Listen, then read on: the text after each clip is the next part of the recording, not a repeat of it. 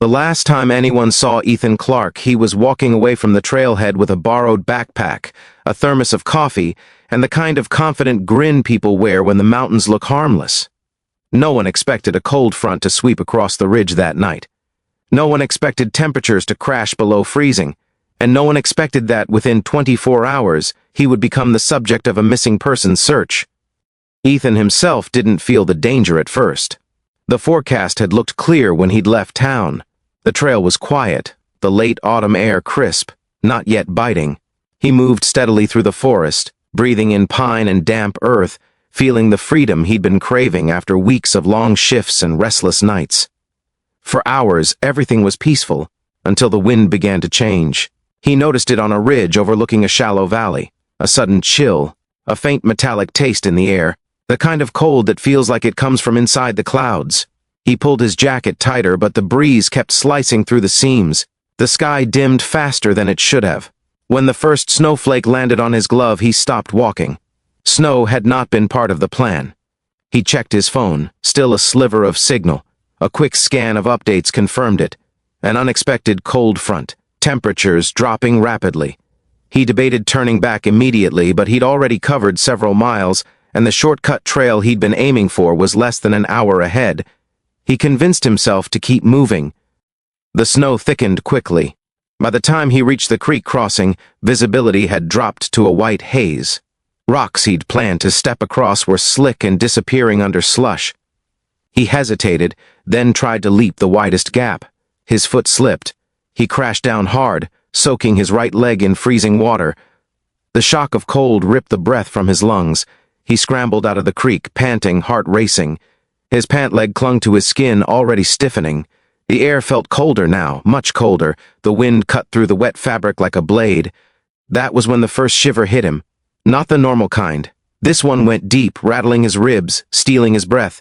His fingers stiffened around the straps of his backpack. He knew enough about hypothermia to understand the warning signs.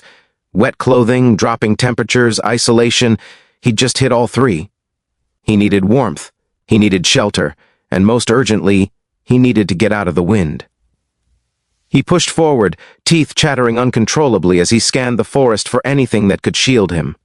10 minutes felt like an hour. His footsteps dragged. His soaked pant leg felt like a block of ice. Just as panic began clawing at him, he spotted a cluster of boulders, huge ancient stones leaning into each other. Between two of them was a narrow gap. He squeezed inside, breath scraping from his throat, and found a shallow alcove barely large enough to sit in, but it blocked the wind. He dropped his pack, fumbling with numb fingers to pull off his wet socks and squeeze out any water he could. His skin had turned a mottled purple around the ankle. Not good. He tore open his emergency foil blanket, wrapping it around his leg and torso. It crinkled loudly in the small space, reflecting his trembling breaths back at him. The cold still seeped in, but it felt slower now, less like it was trying to claw its way straight into his bones. Minutes passed, maybe longer. His thoughts drifted, sluggish and fogged by the cold. He pressed his palms under his armpits, curling forward, forcing himself to stay awake. He whispered to himself a desperate mantra, "Stay alert, stay awake." His teeth wouldn't stop clacking. Outside, the snow kept falling, burying his tracks, erasing any sign that he had ever walked into the forest. Night was approaching. His body was losing heat faster than he could make it. He knew he wouldn't survive the night in this alcove. He needed a fire. He needed insulation. He needed something, anything, to keep the cold from finishing what the creek had started. When the wind changed direction for a moment, a faint scent drifted through the gap. Smoke. Not from a wildfire. Wood smoke. Human. Ethan lifted his head slowly, heart pounding weakly through the fog of cold. Someone else was out there, or at least someone had been. For a moment, Ethan didn't trust his senses. Hypothermia could play tricks.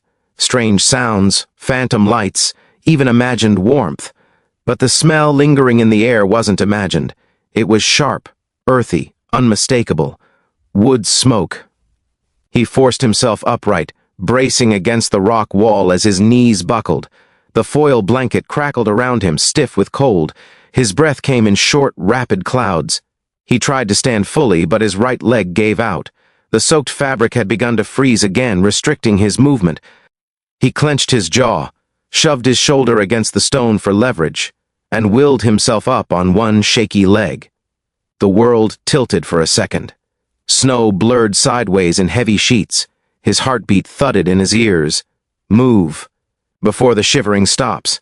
That's when it gets deadly. He staggered out of the alcove and scanned the woods. The smell of smoke was faint, almost swallowed by the storm, but still drifting from deeper in the trees. He turned toward it, dragging his frozen leg through snow that clung to him like wet cement. Every few steps he stopped, trying to catch the scent again. Twice he lost it completely. But then a gust would come, icy and sharp, and the smoke would return. He focused on it like a lifeline. Minutes passed, or maybe half an hour. Time had begun to stretch unnaturally.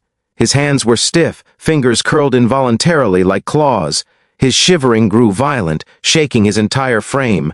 His jaw clenched so hard he tasted blood where he'd bitten his tongue. Just when he thought he'd collapse, he saw it.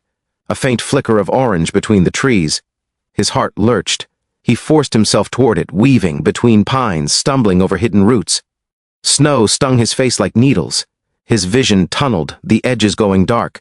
Twice he nearly fell, catching himself with numb hands he could no longer fully feel. But the light grew brighter, steady, intentional, a fire.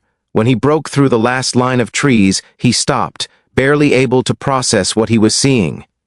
A small clearing. A makeshift lean-to shelter built from branches and a tarp patched with duct tape. A fire pit with a modest but steady flame. And beside it, a pair of snowshoes, a steel mug, and a half-buried supply pack. No person in sight. Ethan swayed, blinking hard.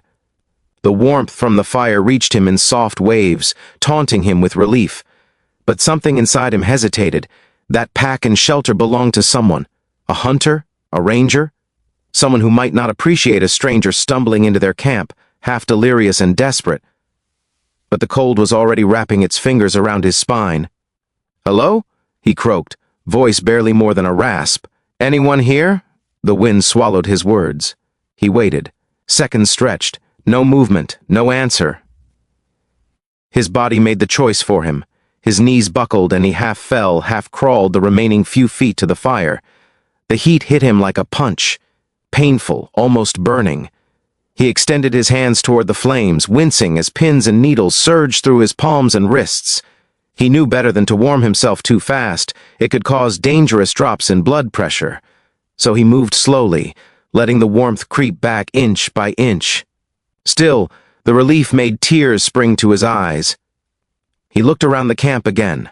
The lean-to was surprisingly well built. Inside lay a bedroll, insulated and dry.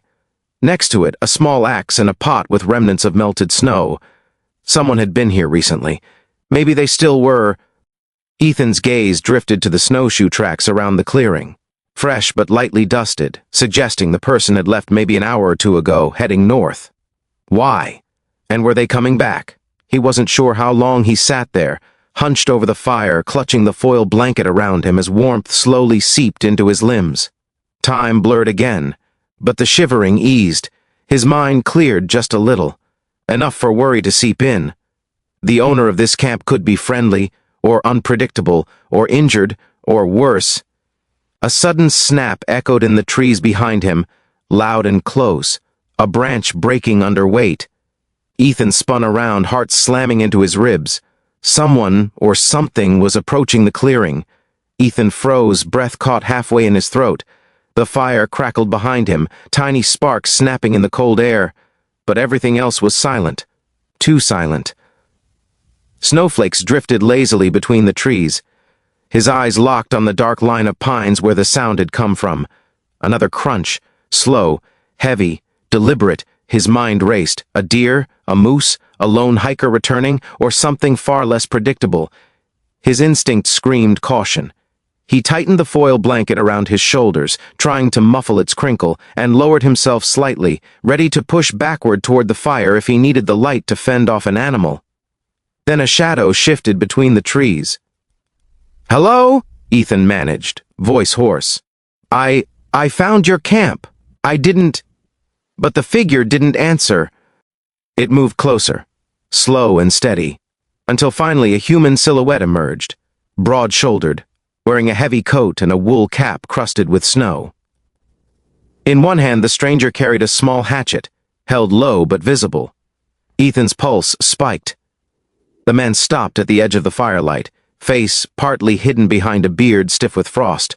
His eyes flicked over Ethan, his soaked pant leg, his trembling hands, the signs of advanced cold exposure. For a moment, Ethan thought the man might turn him away, or worse, but the stranger exhaled sharply, lowering the hatchet. "You're freezing," he said, voice gravelly and tired. "Get closer to the fire before you lose your fingers." Ethan almost collapsed from relief. The man stepped forward, crouched near the fire, and tossed a handful of small branches onto the flames. Sparks flared upward. "Name?" the man asked. "Ethan," he said, forcing the word out past clattering teeth. "I'm Russ," the man replied. "I've been tracking a herd. Thought I'd be alone out here." He gave Ethan another quick, assessing glance. "You shouldn't be out in this weather." Ethan almost laughed at the understatement. "I wasn't planning for any of this." Russ nodded, expression unreadable. "Nobody ever is." He stood and motioned toward the lean-to. "Get inside. Off the snow. Hypothermia hits faster than you think." Ethan limped into the shelter, carefully lowering himself onto the insulated bedroll. The tarp rustled in the wind. Russ followed him inside, setting down the hatchet and pulling out a small emergency pouch. "Show me your leg," Russ said. Ethan hesitated but lifted the foil blanket. His pant leg was stiff, frozen solid around the calf. Russ muttered something under his breath and pulled out a knife, not threateningly but with purpose. "Hold still," Russ said. "I'm cutting the fabric, not you." The cold denim tore easily. Beneath it, Ethan's skin was mottled purple and white, the early stages of frostbite creeping along his shin. "Damn," Russ whispered. "You're lucky you made it to the fire when you did." Ethan swallowed hard. "Is it bad?" "I've seen worse," Russ said, "but it's not good. Keep it warm, slow and steady. No rubbing." He wrapped Ethan's leg in a dry wool scarf, then layered another piece of cloth over it. Each touch sent jolts of pain through Ethan's nerves as sensation began to return. Painful, but a sign he wasn't too far gone. For the first time since he'd fallen into the creek, Ethan felt a flicker of real hope. But then Russ turned, staring out of the lean-to toward the storm-darkened sky.